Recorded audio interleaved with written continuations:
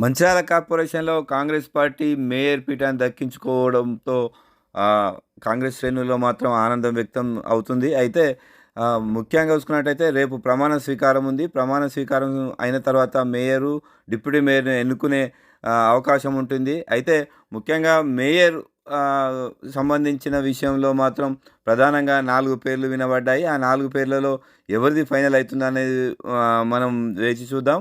అందులో ముఖ్యంగా 32వ division corporator ధర్ని Madhukar పేరు మాత్రం ప్రధానంగా వినబడుతుంది. తర్వాత 14వ డివిజన్ పాత మంచాలకు సంబంధించిన తుమ్మల నరేష్‌కు పేరు కూడా మేయర్‌కి సంబంధించిన విషయంలో చర్చ జరగగా అందులో ఇద్దరు మహిళా కార్పొరేటర్ల పేర్లు కూడా వినబడ్డాయి. అందులో ఒకరు పెంటరాయిత కాగా ఒకరు సల్ల రమ్య. ఈ నలుగురు పేర్లలో చూసుకున్నట్టయితే ప్రధానంగా నస్పూరు మంచాలకు సంబంధించిన విషయంలో ఖచ్చితంగా 32వ డివిజన్ కార్పొరేటర్ ధరణి మధుకర్ పేరు మాత్రం ఎమ్మెల్యే ప్రేమ్ సాగర్‌రావు ఖరారు చేసినట్టుగా అయితే మనము తెలుస్తుంది. చివరి నిమిషంలో ఏం జరుగుతుందో చెప్పలేం.